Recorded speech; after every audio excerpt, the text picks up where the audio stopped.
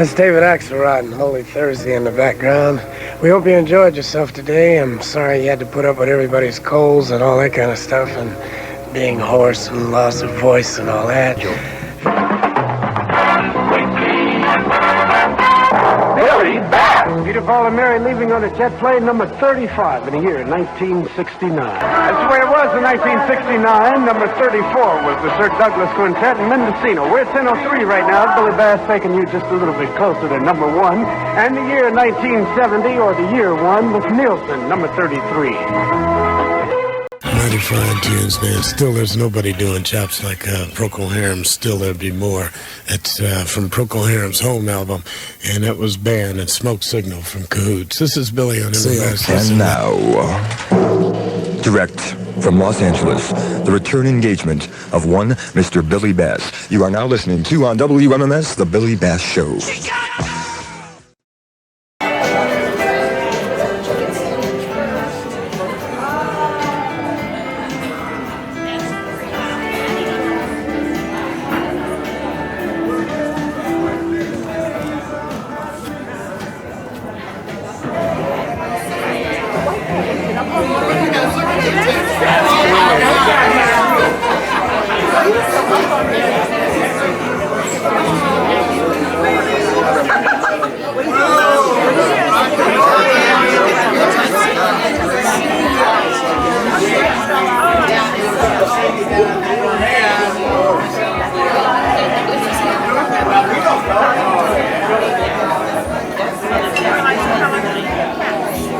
I can't tell if his back's to us.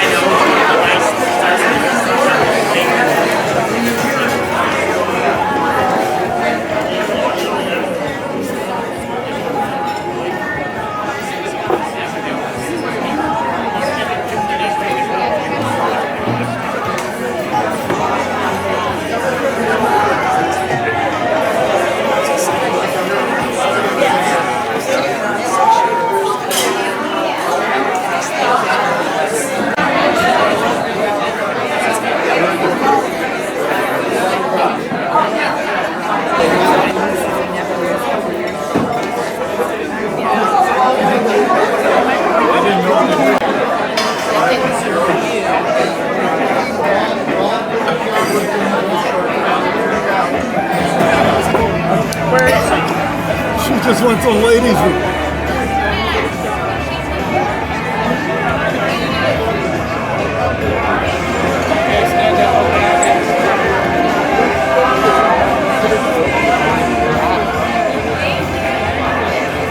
It's my daughter. You're Billy's daughter? I'm Howard. Hi, Howard. Stacy. Nice to meet you. This is my friend Penny from way back.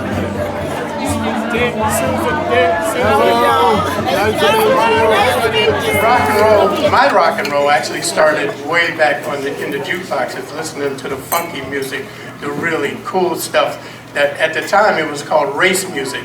And then a guy by the name of, what was his name, Wexler, Jerry Wexler. Jerry Wexler called it rock and roll. And then Alan Freed goes on the radio and he calls it rock and roll. But rock and roll really started in the jukeboxes and in the bars, jukeboxes. You remember those, right? I got into, it was weird how I got into the DJ business. I never aspired to be a DJ. I'm a record guy, really. Records is what I love. I just love the sound of records. And I got a job early in life at F.W. Woolworths. Luckily, there were some kids in Nashville, Tennessee who were brave enough to sit in at the lunch counter at Woolworths. Woolworths was doing their best to hire somebody black, and so I was available, and I got that job. But anyway, I got this job at Woolworths, and the manager, I was an assistant manager, the manager told me to take over the book department and the record department. So now I'm learning how to be a merchandiser. Now, how old were you? Oh, I'm young. This is like 22, maybe 21, very records. Then I opened up a record store called the Music Grotto for Stark Records. So Pat McCoy, who was the program director of WHK FM, had this mandate that he had to start playing music on the station because that's the way the FCC was working at the time.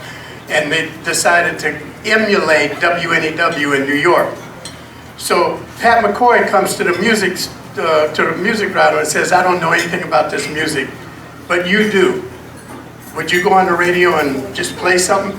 I said, I don't know how to do that. And he said, you don't have to know, just play what you like. And so this is how lucky I am. I got a job playing the music that I like. It was so fabulous. So Aretha Franklin, I would play Aretha Franklin and Ray Charles along with, Jefferson Airplane, and people like that. I want you to come and be a DJ at Wixie 1260. Can you imagine that? I was so freaking scared because I had no training, and I'm working with guys who are from WLS in Chicago and WABC in New York and format. But what I did do was skip over Brian Hyland and get to the Temptations.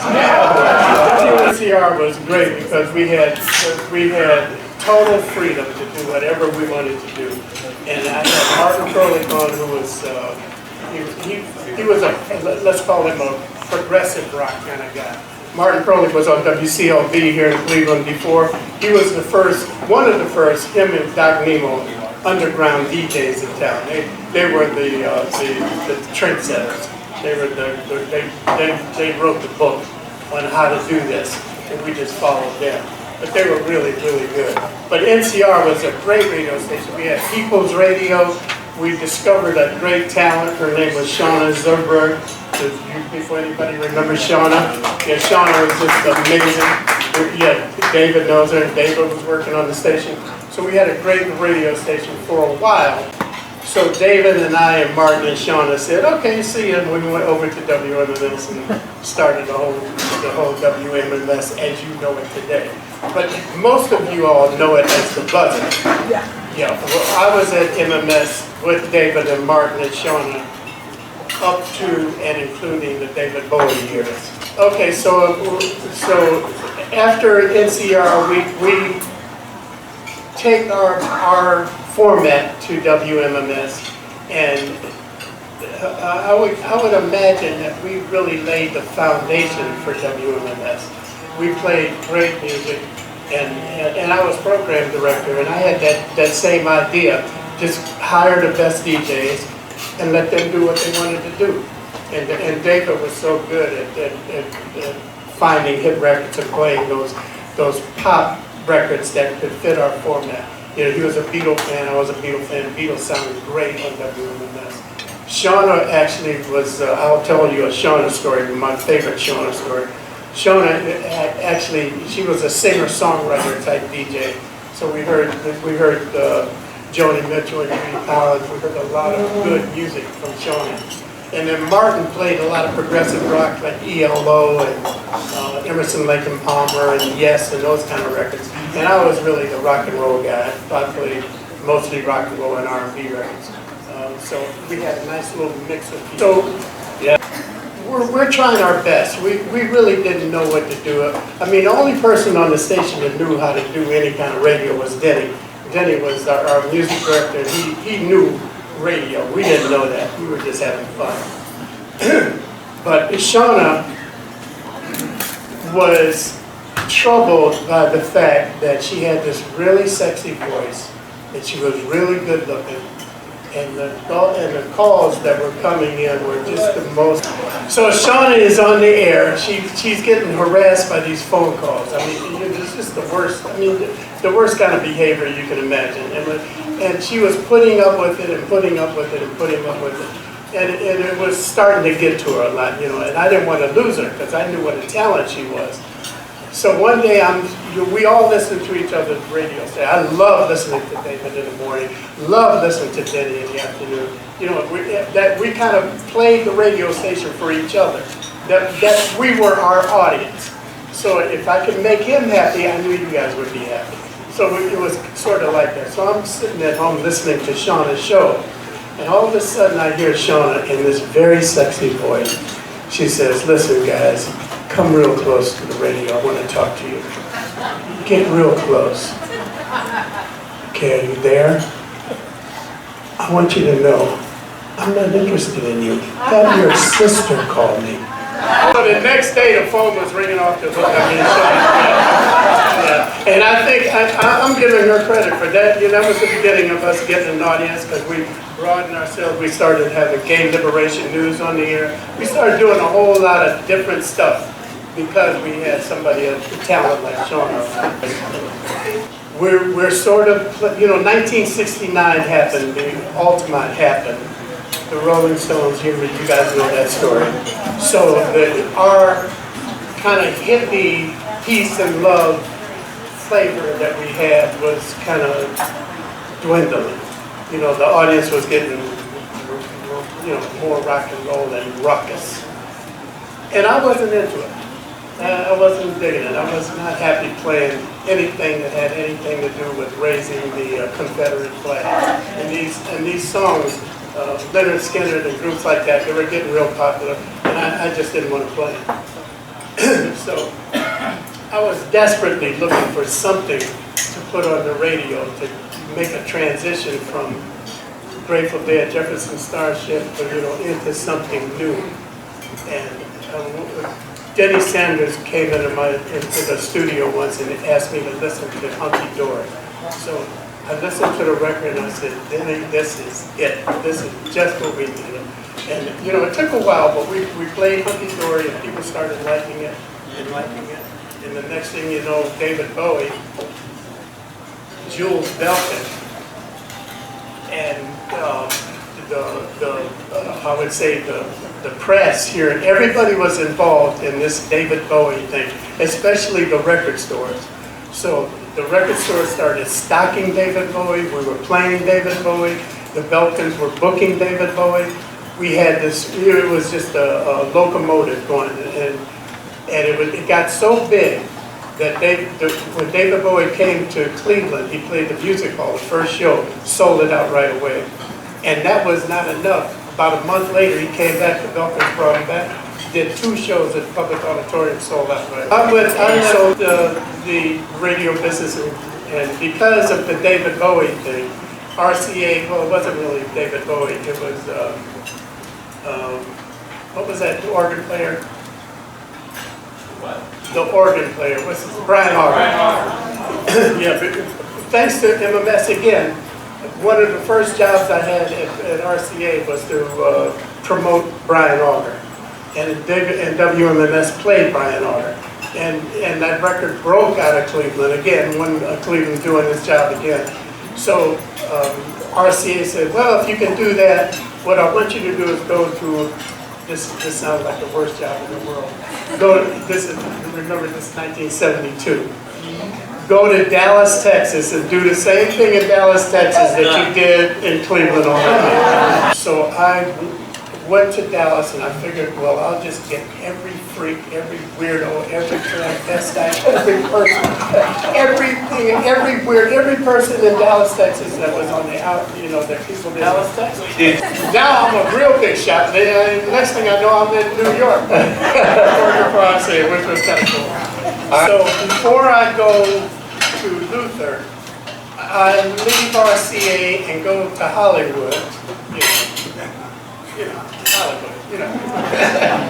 And the first thing I do is I get lucky and get cast as the voice in the movie Car Wash. So that was fun.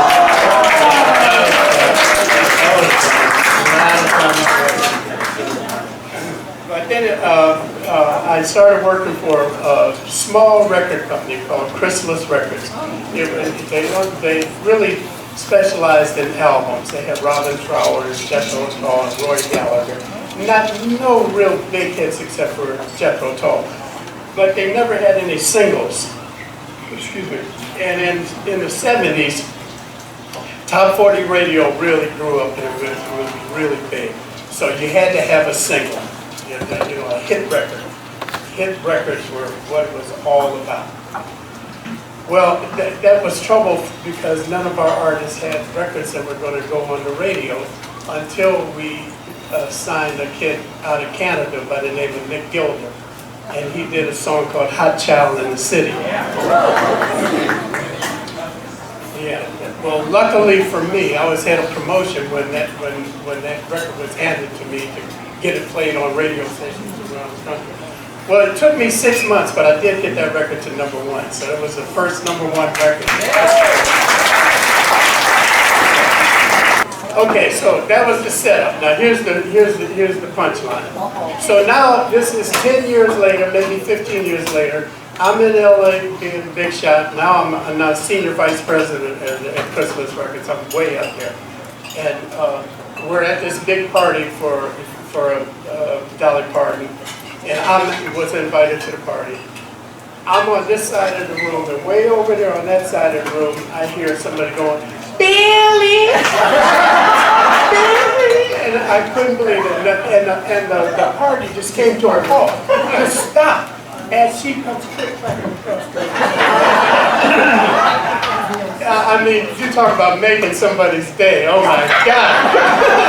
That was just the best day. Anyway, on my way to church on Sunday, I passed this sanctified church. And the music coming out of that church, I mean, they were hand clapping. Oh my God! I heard a Hammond B3 organ for the first time. You know, guitars were playing, people were hollering and screaming and shouting and dancing. It was the coolest thing ever. You know, and mass was at 9 o'clock, and I'm supposed to be there, but I'm sitting on the stump. I'm definitely not going in, because if you go in, you're definitely going to hell. Ain't no intention. But I'm sitting out on the stump listening to this music, and every Sunday I would get, you know, penalized for not showing up to Mass. But did you go to Mass? I would tell my Aunt Jane, yeah, I went. Yeah, I went. Never went. I was sitting on that stoop listening to that music coming out of there. So that really was my foundation. I heard the best music I ever heard right out of that sanctified church. All right, very cool. Well, after Chrysalis, I was kind of I would call it image consultant. I was designing acts for record labels. And then I got hooked up with, I got fired by Chrysalis. I forgot that part. I got fired by Chrysalis because the president was hitting on somebody that I didn't like, and it was one of those things. But anyway, he got fired, and the owner of Chrysalis hired me back. So he got fired, and then I got back to Chrysalis, and now I'm working at Chrysalis again in New York. I left LA, went back to New York to work. And I get a call from the godfather of R&B, Clarence Avant. Does anybody know that name? Yeah, so Clarence Avant calls me up and says, I want you to come and manage Taboo Records. Jenny Sanders called me back here. Jenny said, come back, we want you to work at Magic. I'm sorry I did it, by the way. Yeah, because I just couldn't feel it. I wasn't, you know, I tried to do a certain thing and they wanted something else and it just wasn't working. I was trying to figure out what am I going to do next, and I always loved taking pictures, and I was an amateur photographer. So I went to Tri-C, met Cindy, we learned Photoshop together, and I created Billy Bass Photography and did 200 weddings, 20 weddings a year for 10 years straight. Holy cow. And Cindy went on and made her business and with her husband. And we just had a great old time. Billy, very honored that you agreed to do this tonight. The Music Box is indebted to you. Everybody, he'll hang around and answer other questions over here. Almost entire family did not heckle at all. Thank you for coming. Be safe going home, everybody. Again, in 2 weeks, we're going to have Backstage at Blossom. Thank you, everybody. Thank you very much. Thanks for coming. I know it's a beautiful place to come, and you guys made it so great. I love you. Love you all.